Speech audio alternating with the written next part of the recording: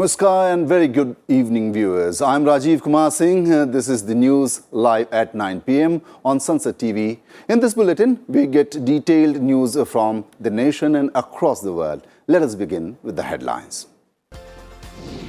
Finance Minister Nirmala Sitharaman initiates a crackdown on illegal loan apps. RBI to prepare white list of legal apps.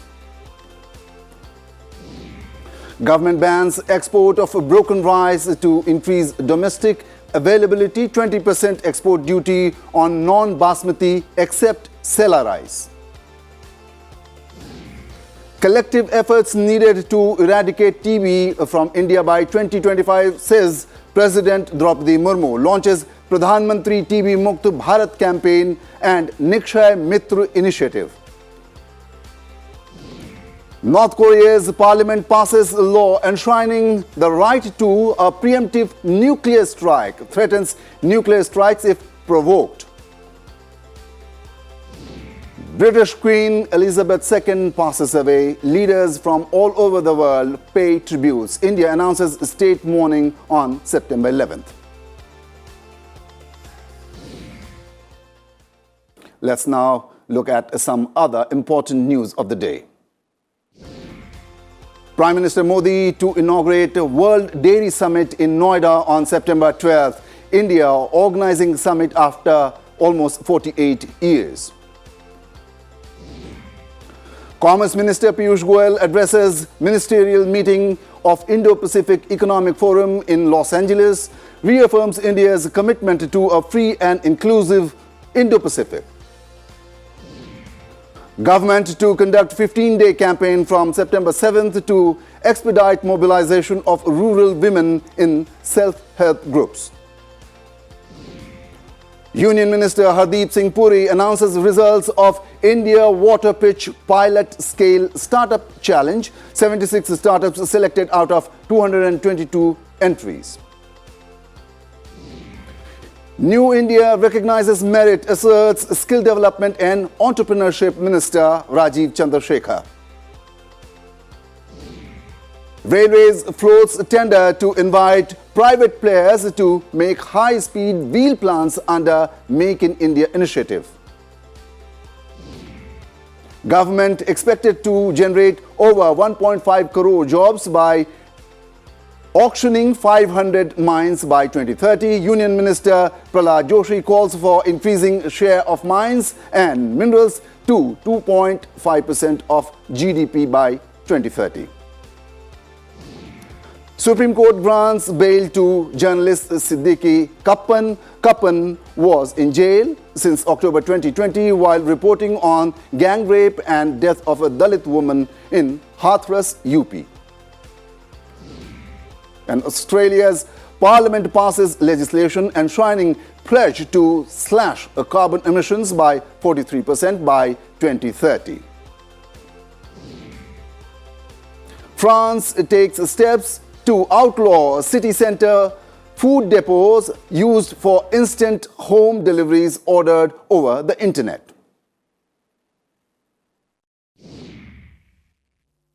News and now in detail.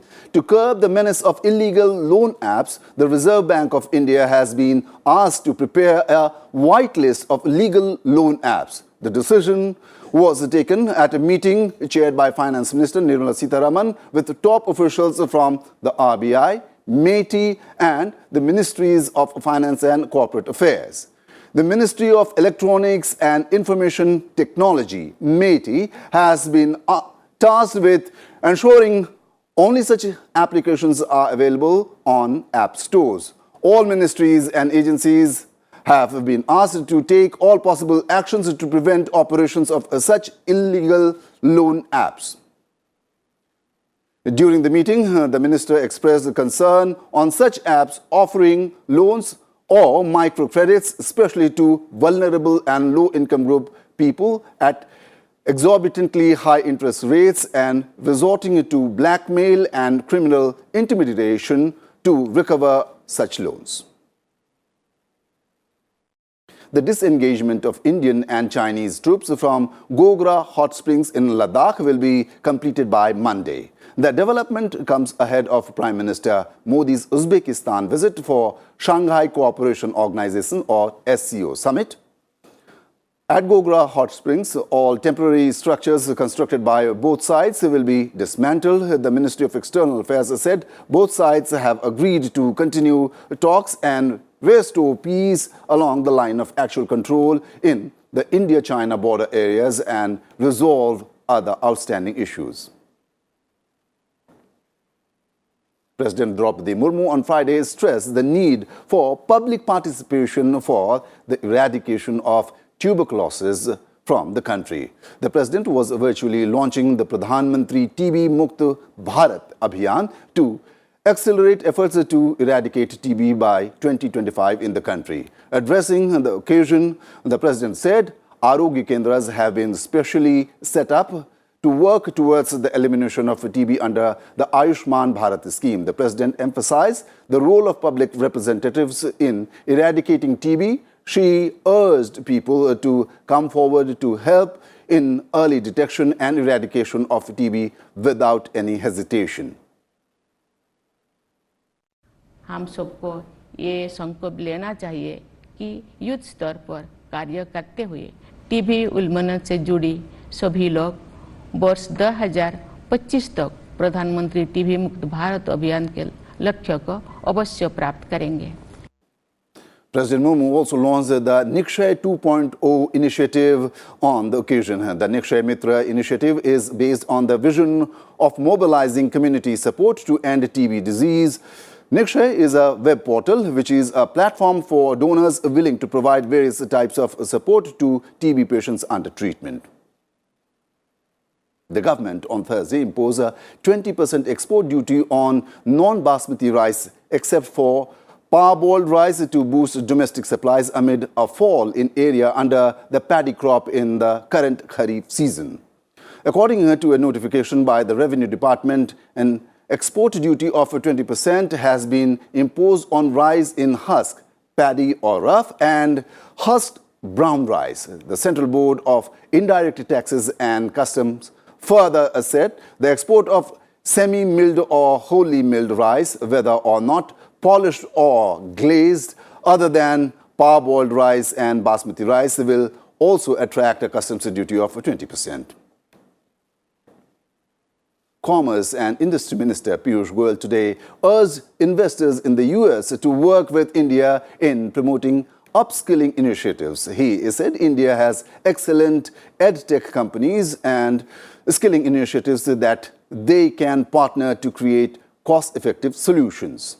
Goyal also called on Japan's Minister of Economy, Trade and Industry, Yasutoshi Nishimura. Both held talks on giving an impetus to India-Japan economic cooperation by expanding trade and job growth opportunities. I saw tremendous potential for India's engagement with them, particularly as they themselves shared with me, nearly 60% of their revenue is generated by Indians working for that company. Earlier, Goyal held a discussion with the U.S. Secretary of Commerce on deepening of India-U.S. trade and investment ties. The Union Minister also met with the United States Trade Representative Catherine Tai in Los Angeles. He expressed India's commitment to a free and inclusive Indo-Pacific.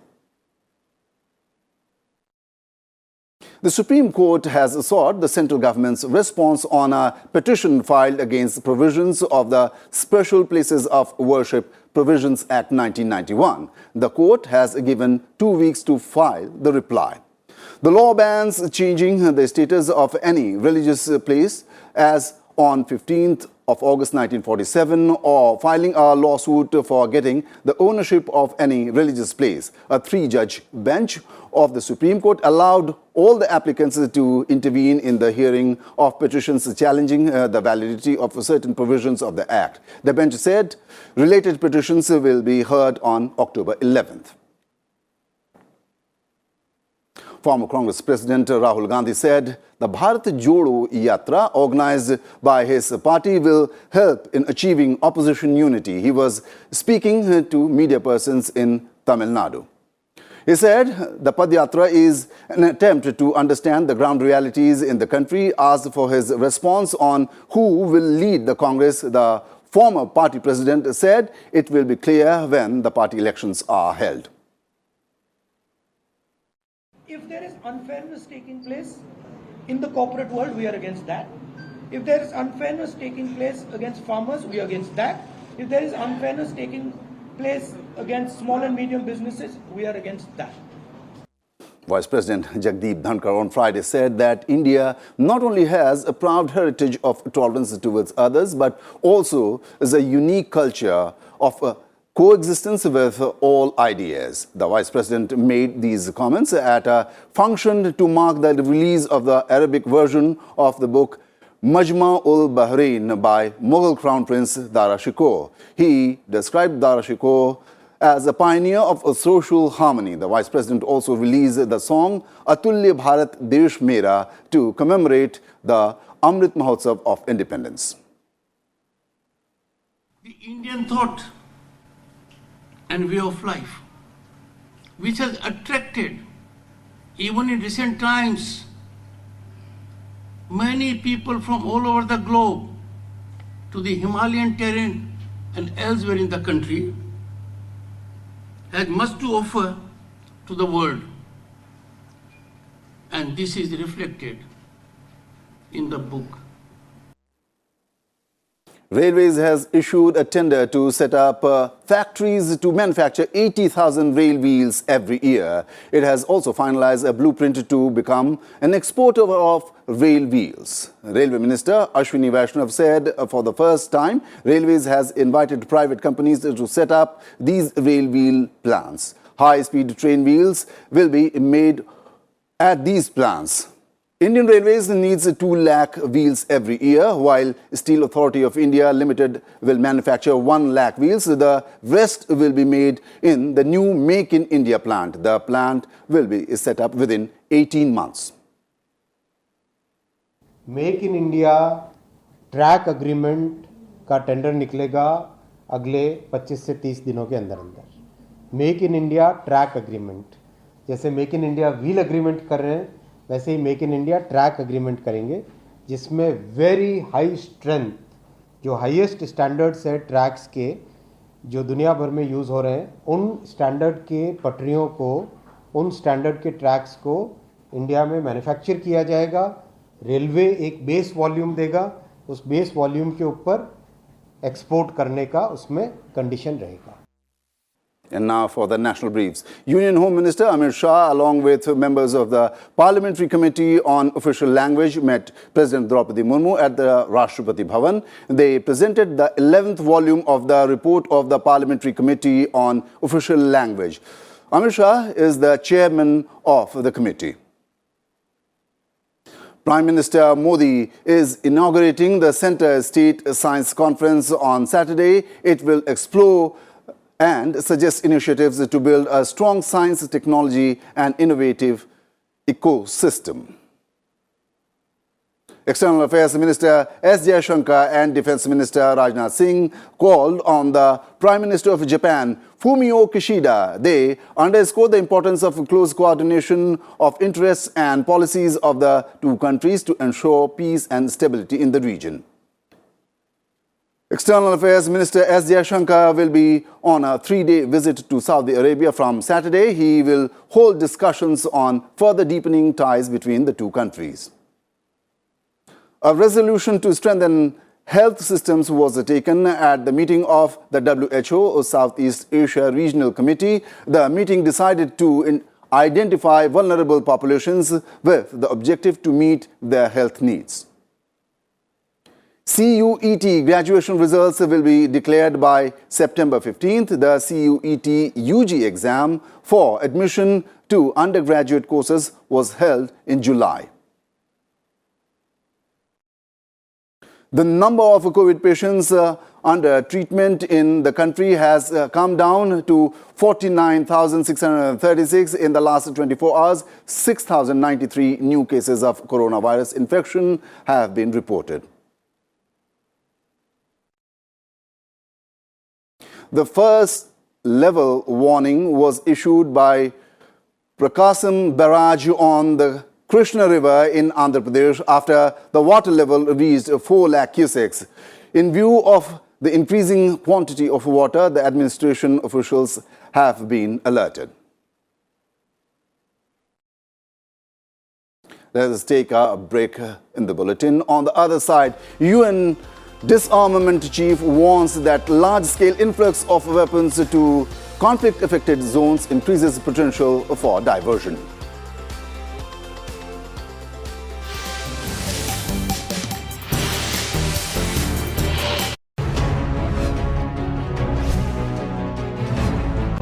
We will take a closer look at India's multifaceted ties with Bangladesh. Independent Bangladesh's relation is based on a shared history of our liberation war. What more can be done to boost trade and investment? Trade, business and investment within two countries has, I think, reached to a level where with this particular structure and mechanism, we can't go to the second layer.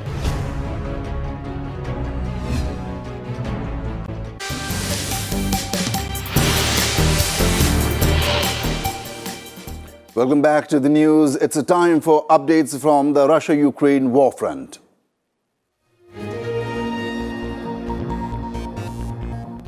The UN Disarmament Chief has warned that large-scale influx of weapons to conflict-affected zones like in Ukraine raises many concerns, including the potential for diversion. UN High Representative for Disarmament issued the warning on Thursday while briefing a Security Council meeting requested by Russia. The meeting took place on the day US Secretary of State Antony Blinken paid an unannounced visit to Kiev as the Biden administration announced major new military aid worth more than $2.8 billion for Ukraine and other European countries threatened by Russia.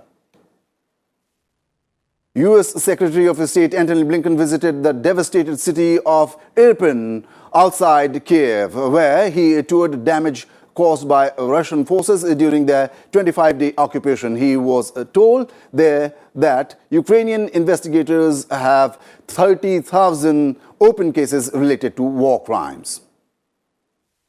U.S. Secretary of Defense Lloyd Austin has said recent meetings of the Ukraine Defense Contact Group acquired lots of momentum to support Ukraine with the military aid that country needs over the long haul. That means meeting Ukraine's needs for today's battlefield, Austin said at a press conference in Germany. He also announced a $675 million package of heavy weaponry, ammunition and armored vehicles for Ukraine. Against the backdrop of soaring energy prices due to Ukraine conflict, the European Union on Friday intensified its mission to shield its population from dramatically increasing energy costs and that could dump millions into coal and poverty. The energy ministers of the 27 member nations gathered in an emergency meeting to overcome the differing views on various proposals to keep gas and electricity prices within the realm of affordable. They range from windfall taxes on some companies to setting up a price cap on buying Russian gas. Here are today's global updates.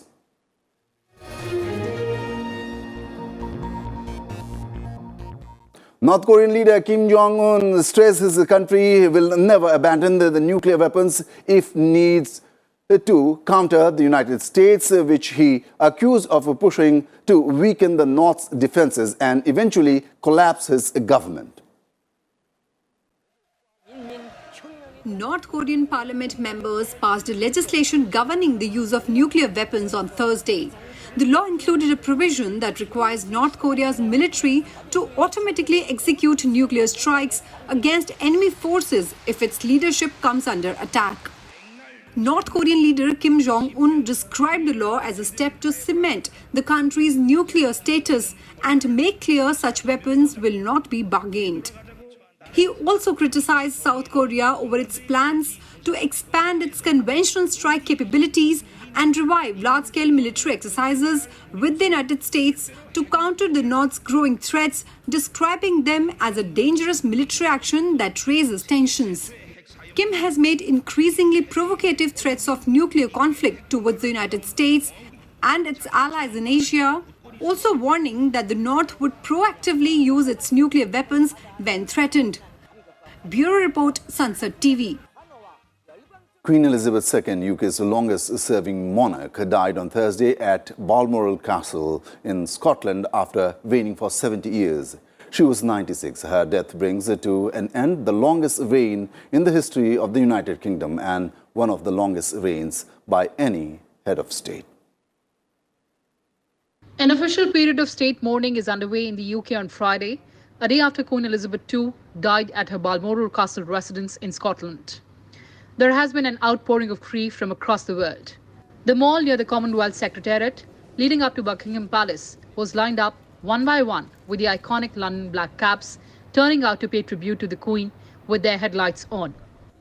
The hereditary monarch has passed to her son and heir, King Charles III, who with his wife, Queen Consort Camilla, will return to London from Balmoral with the late monarch.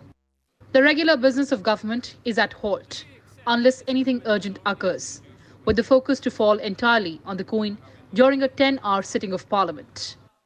In central London, 96 rounds of gun salutes, one for every year of the Queen's life, will be fired in tribute to the late monarch. The UK government is due to confirm the length of national mourning, which is likely to be around 12 days, from now up to the day after the Queen's funeral. The funeral day will be a public holiday in the form of a day of national mourning. On Saturday, there will be a special session of the House of Commons for members of Parliament to take an oath of allegiance to King Charles III and end in a formal humble address to His Majesty, the King. Bureau Report, Sansad TV. A link to the almost vanished generation that fought World War II, Queen Elizabeth II was the only monarch most Britons have ever known. Commentators say the impact of her loss is huge and unpredictable, both for the nation and for the monarchy, an institution she helped stabilize and modernize across decades of enormous social change and family scandals. In 1947, almost 5 years before becoming Queen, 21-year-old Elizabeth addressed the people of Britain and the Commonwealth. I declare before you all that my whole life, whether it be long or short, shall be devoted to your service and to the service of our great imperial family to which we all belong. It was a promise she kept across more than 7 decades. Elizabeth Alexandra Mary Windsor was born in London on April 21, 1926, the first child of the Duke and Duchess of York. She was not born to be queen. Her father's elder brother, Prince Edward, was destined for the crown, to be followed by any children he had. But in 1936, when she was 10, Edward VIII abdicated to marry twice-divorced American Wallis Simpson, and Elizabeth's father became King George VI. Elizabeth was barely in her teens when Britain went to war with Germany in 1939. Eager to help the war effort, the heir to the throne joined the Auxiliary Territorial Service in 1945, learning to drive and service heavy vehicles. In February 1952, George VI died after years of ill health at age 56. Elizabeth, visiting Kenya, was told she was now queen. Her coronation came over a year later at Westminster Abbey, a spectacle seen by millions through the new medium of television. She held weekly private meetings with her prime ministers, and they generally found her well-informed, inquisitive and up-to-date. In 2015, she overtook her great-great-grandmother, Queen Victoria's reign of 63 years, 7 months and 2 days to become the longest-serving monarch in British history, and she kept working into her 10th decade. The loss of Philip at age 99 in 2021 was a heavy blow. On September 6th, She presided at a ceremony at Balmoral Castle to accept the resignation of Boris Johnson as Prime Minister and appoint Truss as his successor. Bureau Report, Sansad TV. A look now at the sporting activities today. Olympic gold medalist javelin thrower Neeraj Chopra achieved yet another historic feat as he became the first Indian to win the prestigious Diamond League finals. Chopra had a best throw of 88.44 meters, which turned out to be the winning effort. International Olympic Committee has issued a final warning to IOA to resolve its governance issues and hold elections by December. Failing which, the world sports body will ban India. IOA has also decided not to recognize any acting or interim president. World number one Iga Swiatek gets up the title showdown in the women's singles of the US Open with Ons Jabeur. Swiatek bet Aranya Sabalenka 3-6, 6-1, 6-4 and Jabeur thrashed Caroline Garcia 6-1, 6-3 in their semi-final matches. In the men's semi-finals to be played tonight, 27th seed Karen Khachanov will take on the 5th seed Casper Ruud, while 3rd seed Carlos Alcaraz will battle against giant killer 27th seed Francis Tiafoe. The Pakistan Cricket Board has hired Australian batting great Matthew Hayden as the team mentor for the ICC World T20 Cup in Australia. Pakistan will light up the mega event, says Hayden.